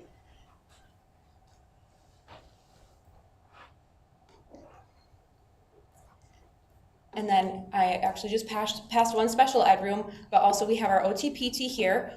You'll see that we're trying to pull all of our special education classrooms out and make them easily accessible to all students so that they're very visible. Also so our staff can get in contact with students as whenever necessary. All visibility into their offices. We have the primary support and speech here right off of the kindergarten entrance so that if there's parents that need to come in for a speech student, they're right there. Does everybody still know where we are in the building? Yes, sorry, we're in the kindergarten wing going towards the primary gym. Great. So then we're giving the primary gym a little bit of a facelift, giving them a nice durable floor, but just a fun space for our kindergartners to have their gym class. And I apologize, I'm going quick because it's a big school, so if you need me to slow down. And as I had said before, you'll see some color swatches like this, as well as some other graphics. We're working with a digital artist to get some wayfinding as well as some classroom designation incorporated into this design. So our kindergarten wing in this design is the green wing, and then you'll see we'll have other colors as we go through. Are those carpet squares or are those? So this is actually a quartz tile. Okay. So we're not doing much carpet, just a little bit in the kindergarten, that little swatch. Otherwise, it's all hard surface. Looks like that. Okay, because it does look like carpet. Yeah, we were matching something at the school, so. Yeah. But yes, we're doing durable surfaces that's easy for maintenance to clean. One of the other kind of facelifts I'll say in this area is we are pulling the hand washing station out of the bathroom. Everywhere we're touching bathrooms, we are taking the sinks out of them. There's still one in there per code, but we've heard that the biggest time suck and supervision issue is the sinks, the soap, the paper towels, everything. So we're pulling that out so that that's easily supervisable and hopefully makes the bathroom process more quick and fluid. So, sorry, maybe fluid was the wrong word. And as you can see, this is another one of our placeholder graphics, so we're trying to incorporate some lively, fun graphics. By the way, with the faucets, hot and cold water? Yes. Are water that's Well, it's certain mixed. temperature? It's mixed. There's a preset Okay, temperature. okay, Yeah. Yes. Okay, thank you. And then I'm I gonna only take say us that for out onto strange reasons. our remodeled courtyard here. Oh my gosh, there's no pea gravel. There is no. So pea there gravel. is no pea gravel here. So we are incorporating, what you're seeing that's green and blue in front of us is gonna be a rubber poured surface. And we're playing with the idea of incorporating a design of, the surrounding lakes of the area maybe into that rubber. And then on the far side here, we will have athletic turf, a synthetic grass, as well as your asphalt for your basketball hoops here. We'll go to the back end of the courtyard in a little bit, but we basically are trying to multi-purpose the courtyard because so many grade levels touch it. So we have the primary recess area, but then we'll also have an upper grade level outdoor classroom that we'll go to. So before we get to the upper grade level, I just want to show you one of our new 4K classrooms and the primary 4K wing color designation. So we'll go here, I am in the connector hallway, the weird multi-ramp thing. So then our primary, our 4K hallway that has the 4K 1 through 3 classrooms, that will be the yellow wing, right, to help with wayfinding there.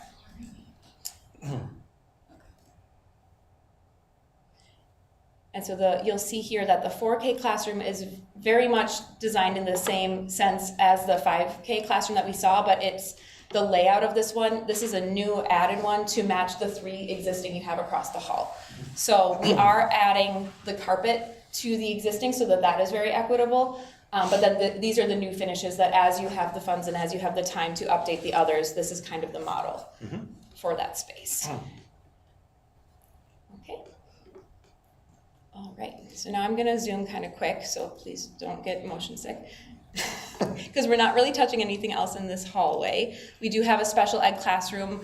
We did end up just trying to disperse them throughout the school so that our special ed teachers do not have to go far from the population that they're serving. Also in this classroom is a calm room. We're calling it the Zen Den. It'll also have a very calming graphic on the wall and some soft surface in there. Now I'm going to zoom a little bit. Let's go fast. Yeah, sorry, we're no running in school, I know. So then at the end of the hallway, again, I had said that we have our color designation.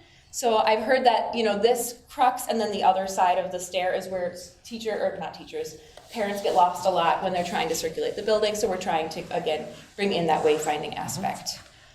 So now we're going into the library, which is both the primary and intermediate. I'm sure that when we reviewed the floor plans with you in the past, we've shown you, but we are swapping where the intermediate and the primary library is going. So this lower level library is not going to be for our primary students. We're able to open up that kind of upper, not really balcony area, and we're going to build in a tiered seating learning step. And yes, that is a slide. Yep. Just to give them a little, it's only 3 feet, and they can't really, they're not. That is going. amazing. Just something to make it a little bit more fun, right? We want to make students want to be in the library.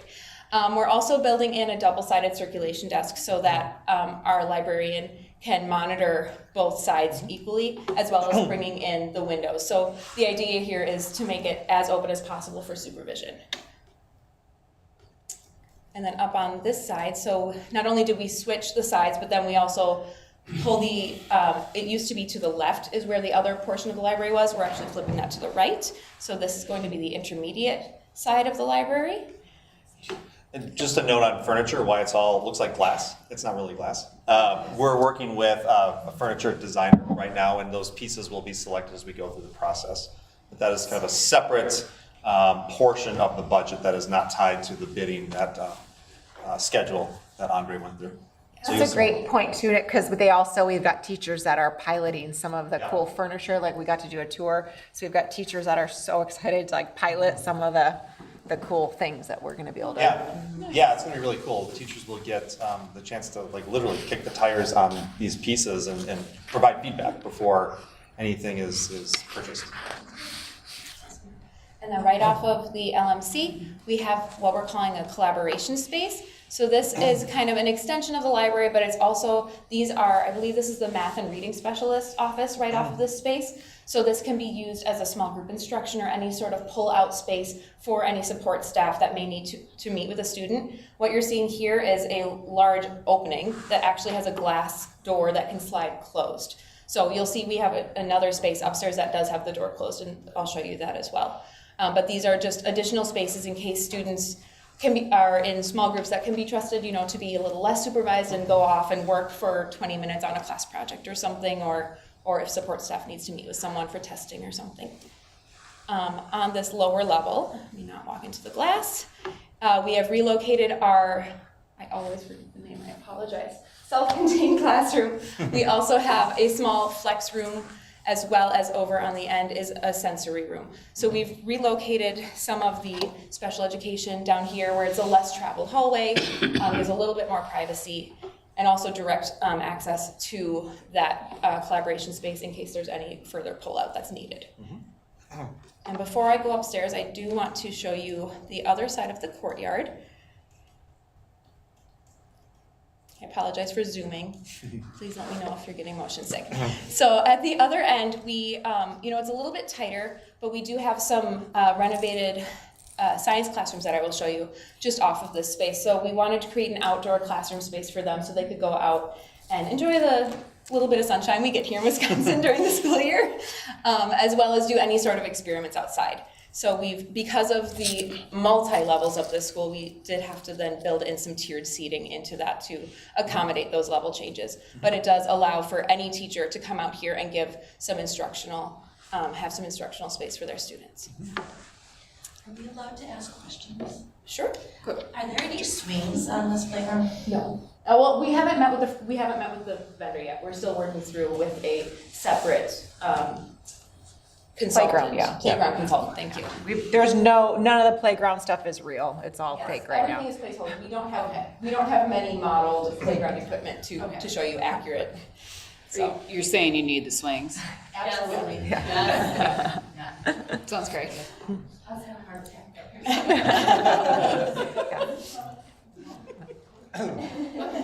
So then just off of the outdoor classroom is this is an additional science room that we are adding to the space. And then we're doing one row of casework, and then we will have the flexible furniture to give them more surface area for their science experiments, as well as then we have the two renovated science classrooms across the hall, which I will not go into, but they are these two. Yeah, because they are exactly what I just showed you. So that is a little bit of work going on in the middle school. And then I'm going to take you upstairs. So I apologize again if I'm making you dizzy. So does everyone know where I am? Okay. So again, showing some designation to give more wayfinding. So our primary wing, and then we're going into the intermediate levels, the 4th and 5th grade. So this is that little back hallway. It is weird. I apologize. We will have intermediate support to my left here. And these are these closets that the doors were taken off, so we're trying to repurpose those to give them a little bit more use. So we're going to do a bunch of built-in storage in one of them, as well as giving, I can't get around this corner, giving a little seating alcove and another additional little breakout small instruction space outside of the intermediate support. We have heard that students may need to wait for their teacher to be available to meet with them. So just a little waiting space or even collaboration space by the 5th graders. We have a 5th grade classroom in this room, and then I will show you around the corner where our model 5th grade classroom is. This is our upper floor collaboration space. So this is identical to the one below that you had seen in green. This is it with that sliding door closed. So you can see it's 4 glass panels that will pocket away and pretty much become invisible. And this again has some special education offices off of this space. So you can see how easily this can be closed off for any sort of small instruction, private teaching.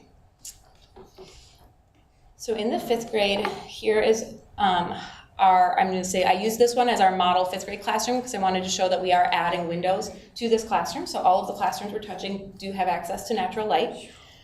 They also all will have the same bit of storage and sinks.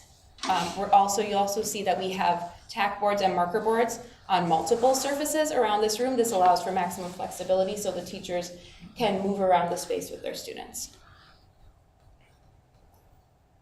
Will there be technology? I don't mean bringing in a computer, but other technologies? Yes, thank you. I did mean to mention that. So you notice that in the 4K, 5K classrooms, there was a monitor on the wall. Those are stationary because they are at child height.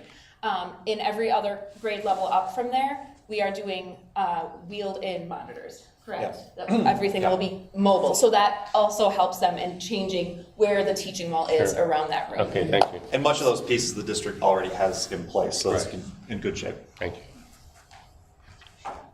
Okay. Am I making anybody dizzy yet? No. So does everyone know where I am here at the, okay, perfect. So then this is the stairwell.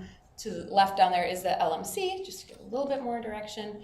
So again, another piece just to help with wayfinding. Every time we're at any sort of intersection, we're trying to give a little bit of a highlight of this is where you are. So then this is going to be our 4th grade wing. We are playing again with some color and just some ceiling undulation to give some announcement into where the classrooms are. We do have a new expanded little alcove here for teachers, extra teacher storage, as well as this kind of blue shroud you see here is a new ADA accessible entrance into the music wing so that you don't have to go all the way around, or I'm sorry, the music classroom. And then here's our model 4th grade classroom. Again, this is equitable to the 5th grade that you had seen. So it will have the same marker boards, tack boards, built-in storage and sink, flexibility for teaching wall. Again, we're trying to make it so that as the school population changes and grows and the needs change and grow, we're not limited by the building. So now we're getting to the fun stuff, if you haven't been having fun already. So at the end of this hallway is where we have the most impact that we've been doing. So we have renovated pretty much everything from where this flooring change is over. So we've added, so we are at the end of the 4th grade wing. We are going around that large gym. So this used to be a large open, or currently is a large open lobby that has those doors to the back parking lot. So we're taking that lobby over and we're creating an additional classroom. So this, again, like I had said with the 4K, is a model of as more renovation happens, is a model of as how the design will change.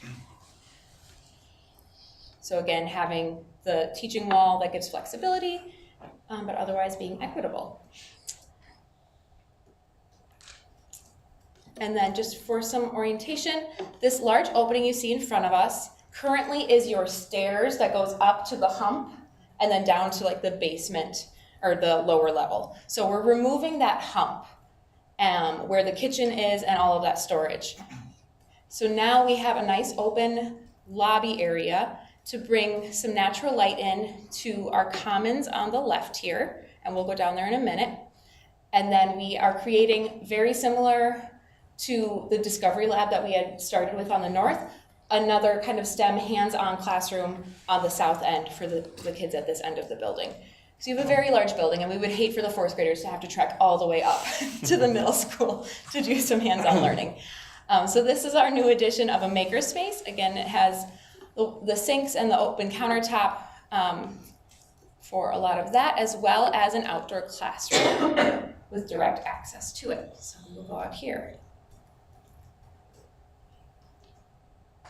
So for your outdoor classroom, you will be completely enclosed, so we don't have to worry about kids being too close to the street there on the other side of the berm. Nobody's getting away. We also have a covered patio here. Sorry. I apologize. So a covered patio here, as well as an open grassy area for more outdoor learning. So just to, let me take you over to the berm so you can kind of see what people will see from the road if I don't run into any trees.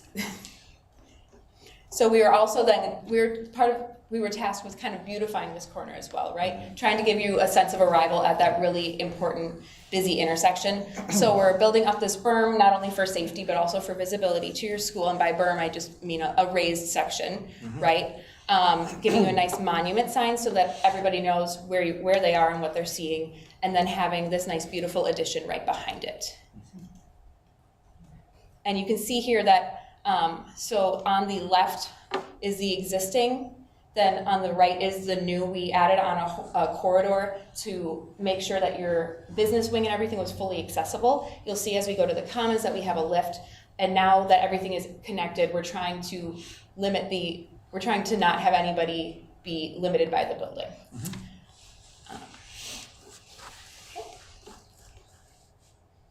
Sorry, I'm running through walls, guys. Sorry. It's the miracle of technology. Right. So then here, this glassy thing will be your lift. So again, students can get down to the commons. And then here, we are giving your commons a facelift as well. So pulling in our new fun colors, giving a nice durable floor.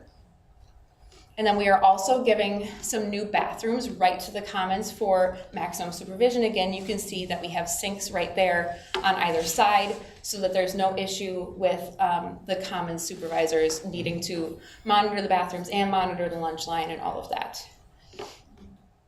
Behind those doors?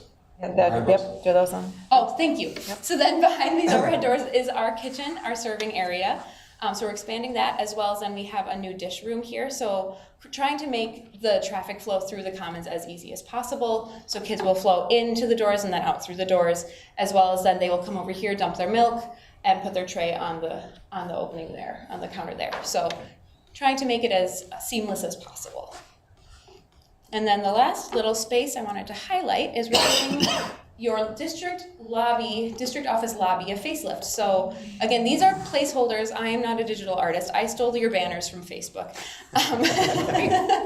But we are going to build in this little nook that kind of has been a collector's nook, build it in with additional seating and a nice Salem Prideful wall graphic, as well as then making this open lobby area kind of an announcement corner on bulletin boards and monitors there. So that is my quick walkthrough. That's not so quick walkthrough. Do we have any questions or concerns? I hope not. I hope not concerns. I shouldn't have said that. Zero concerns. Okay. It's really awesome. Yeah, this is really great. Thank you. It's very exciting. Yeah, the process has been wonderful. Challenging at times, but good projects always have challenges. So now the task will start shifting in the coming months to actually turning this into reality. So Awesome. Thank you. the best stuff is yet to come. We appreciate it, guys. Right, thank you. All right, thank you all. Thank you.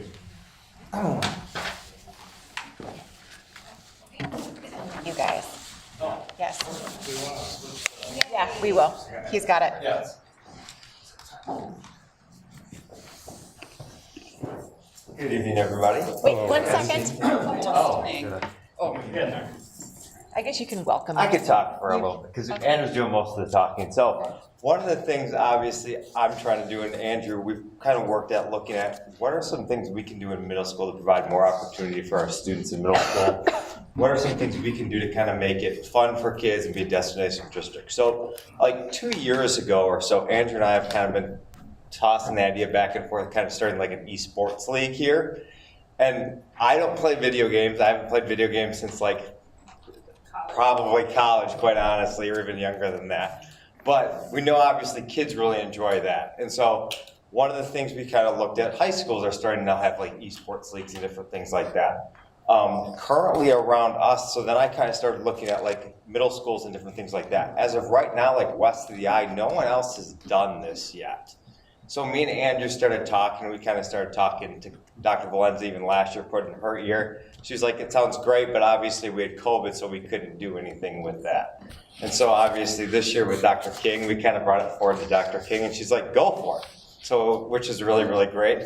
And so now me and Andrew have been kind of working through, and really Andrew's been doing all the work. We've been meeting kind of bi-weekly on this, a little bit on how we want to bring this to middle school and different things like that. He'll kind of share all the results and different things like of the survey we did and how exciting it really is going to be for our middle school students. I can tell you it would be by far the most popular thing we have going on here at Salem, and it's not even close. So he'll get into that. But I just wanted to obviously introduce Andrew, and obviously he's part of our team here as our IT person. So hi there. So some of the people in the room here know that I've been in the military for 10 years now, and this is probably, even with all that I've done, this is one of the most exciting projects that I've kind of been able to head. Thank you, Vicki. It's been a constant conversation that Ryan and I have had, and I just want to do my best to kind of explain what esports is for the uninitiated, because to some people they're just like video games, like that's it. That's kind of the end of the story for them. But there's a lot more to it, and that's kind of what I want to get to with what we have going here. So this is a banner I created just to kind of spice up our logo and kind of give it that feel of what esports represents. So I've showed this to a couple of our students here. They really enjoy it, so thought I'd bring it here and let you guys all see kind of the first take of what I got there. So, slide please. You might have to refresh the page because the font's a little. Maybe. Okay, well, we'll go ahead with the title. It's what are esports? So, esports is a subcategory of gaming industry where teams participate and organize primary online video gaming competitions. Like traditional sports, they require dedication, practice, focus, quick reflexes, and a passion for the game.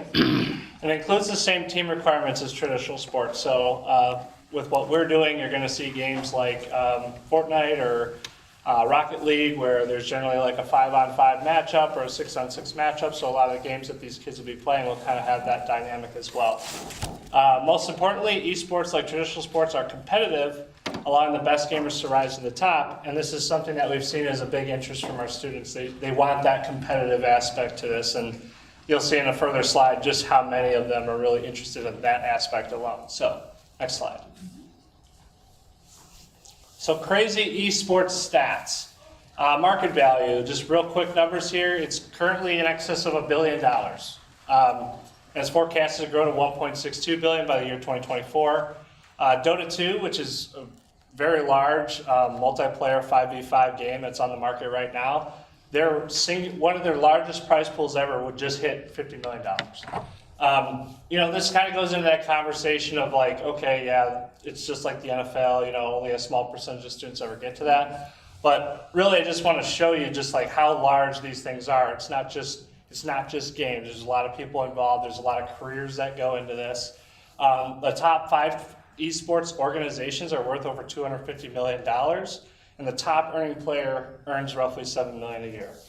Viewership, so most viewed esports event was watched by 5.41 million people, 240 million worldwide viewers last year, which trumped the Super Bowl by 2.64 times.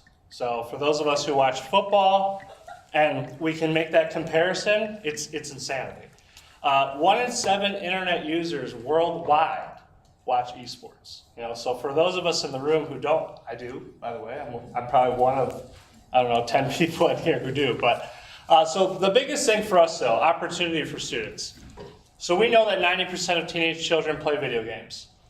16 million in college scholarships were awarded last year, and 200 plus colleges have now adopted esports programs, as well as the high schools in the area. So Wilmot, so Christy coming from Wilmot last year, and John was just here from Central, they both have esports teams. So our kids are feeding into those schools already.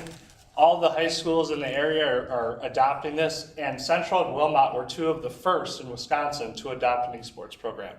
So last point there is, as well as we talked about trades before, I just wanted to talk specifically to the military. Even the military, just like they have football teams, they have esports teams. So even if a kid adopts to go that route and go to the military, they can still find something related to esports there.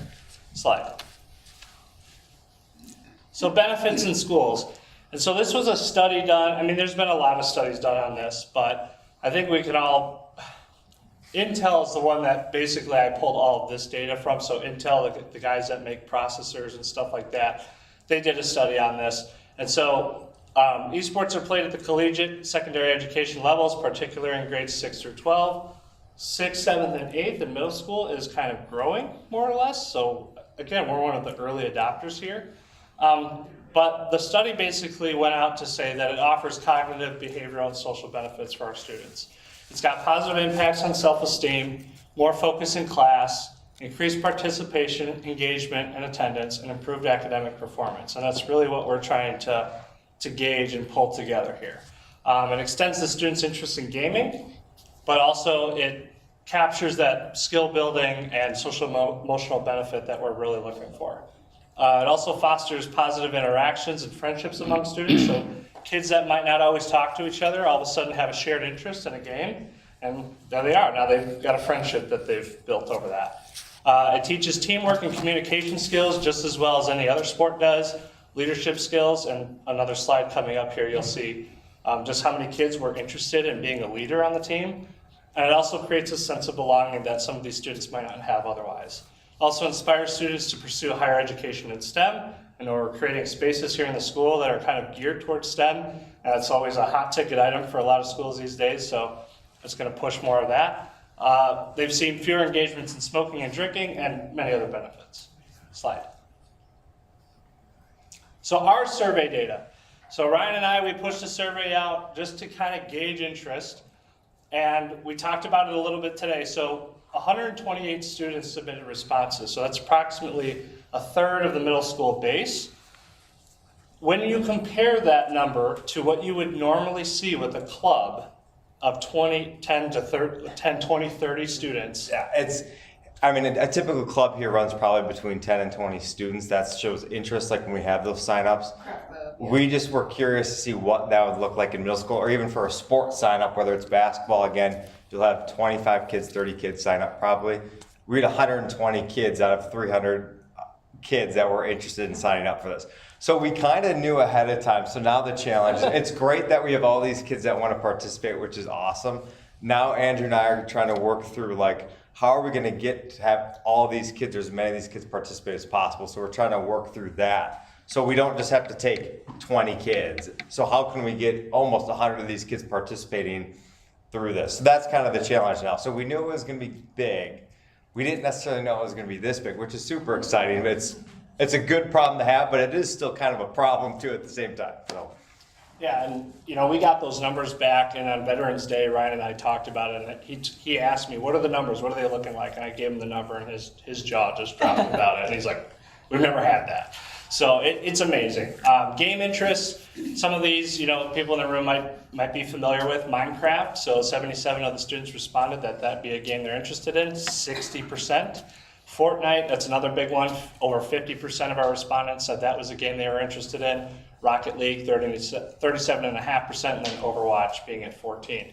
So here's what I mentioned before, 41.4% of our students came back and said they'd be interested in these leadership positions. So this is an opportunity that we'd like to afford to them, to let them kind of lead the team and let them be a team captain, pull people together and kind of exercise those leadership traits.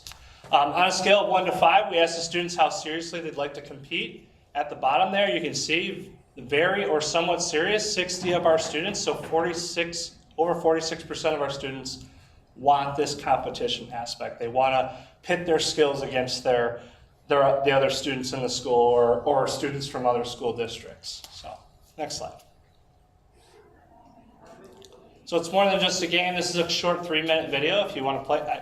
I've been working with the HSEL, which is the High School Esports League, but it very much pertains here. Middle School Esports League is kind of coming online. So, yeah, it's a nice little video that they sent us.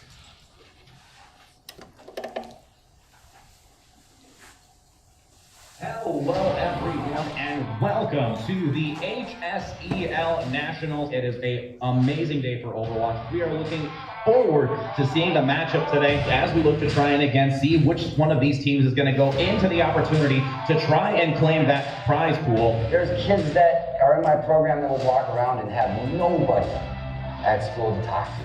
And now those same kids have like a great group of friends. They're happier. Their parents are ecstatic. Why wouldn't you want to give that to a group of kids that don't have it? Just because you don't understand. Okay, yes, they're playing video games, but you gotta look past that and also see why are they playing it and what are they doing with it. There's not a lot of knowledge about gamers out there, you know, so people just don't know what they don't know. Really collaborative, like a sport. I mean, it is a sport. I mean, it's new that I think it's hard for people to understand that it's a sport. They have to develop teamwork like any other physical game does. We got to get rolling. This is where it becomes big time. We've been working all year for this. SLP on 3. 1, 2, 3. SLP! Thank you so very much for all of you who have tuned in and watched the HSEL Nationals. The 5 map pool today will be Hollywood, Kings Row, Nepal, Lijiang Tower, and Oasis. I mean, it's interesting to see just how many schools there are this year and how many schools are beating out to be in the top 8. It's insane. Joseph is our youngest, he's 17. He was diagnosed with autism at age 4. Not an excuse, he's still Joseph. Everybody is welcome. You want to come play esports for me? Come play for me. That is the mentality that we have in esports. All right, here we go. St. Louis Park looking for that repeat national title. The only number 1 seeds left in the tournament. Noah Kid does drop. Tosi is now on. Now he's feeling it. Get these shots, Tosi. Now he's feeling it. Oh. The point of this is for people to find a place where they belong, make friends, learn discipline, learn teamwork, learn reaction to setbacks. Triple kill coming out in favor of SLP as they now are starting to look to turn it around. Frank, I got you. Nice job here. Another solid hold here with an entire team kill for SLP. When he plays, he wins. See if they can keep it into overtime, and that's not going to be enough. That will be SLP claiming the first 3 victories here, best of 5, and they will be going into the finals.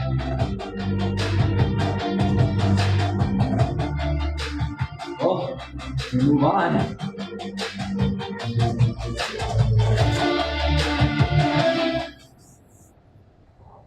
So that was one of the videos that they sent us, and you know, we know kids are playing games as it is, and that's the type of atmosphere that we want to bring here to Salem. That's the idea.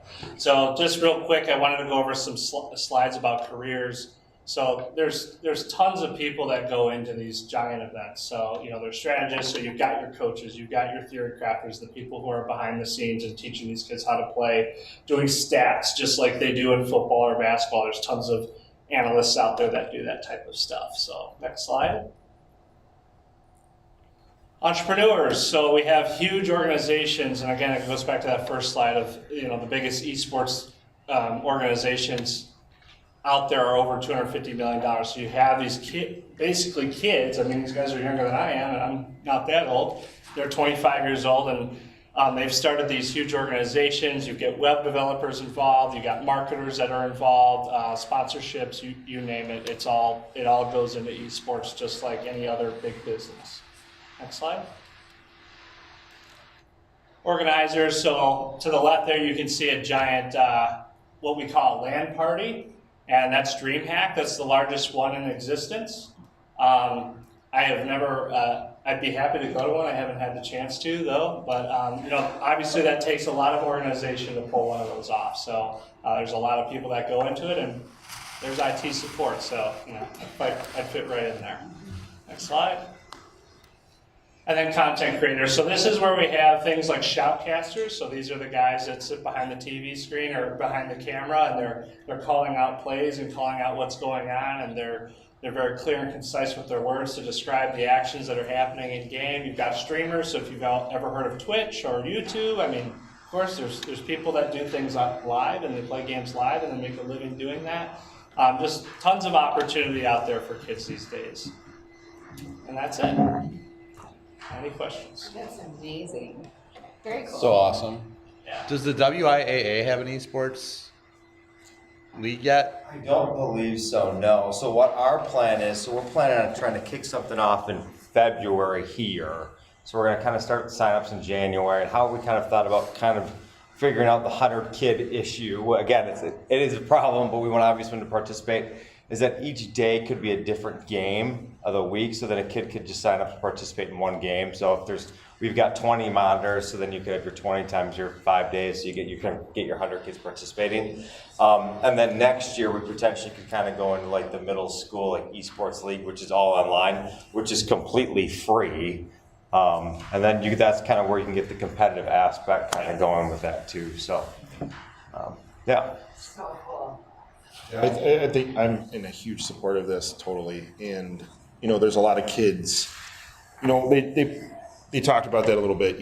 Not every kid is going to play sports, your traditional sports, or has those clubs that they feel comfortable in. And I think there's a whole sect of kids that this totally, they did a great job explaining it there. I think this is awesome. Truly, truly awesome. Totally behind this 100%. So Awesome. Cool. Glad to hear it. We have like 80 to 100 kids on our esports program at school. And we had to your point, we had a student, a freshman, had social, both sense of belonging issues, joined our esports program, learned how to be part of a team. And this year we lost him to the football team. Like, it was a really cool story. Like he was never able to really interact socially with other students. Learned leadership, teamwork. It's a cool story. It's not that we lost him, but it does a lot of great things for kids. Awesome. I'm glad to hear that. So. Part of my super excited because my son would be the same, fall in that same category, and he got his master's in computer science. They do all of he works at EA Sports now, and wow, yeah, he loves this. He's like, let me come to your school. When you get it, I'll be there.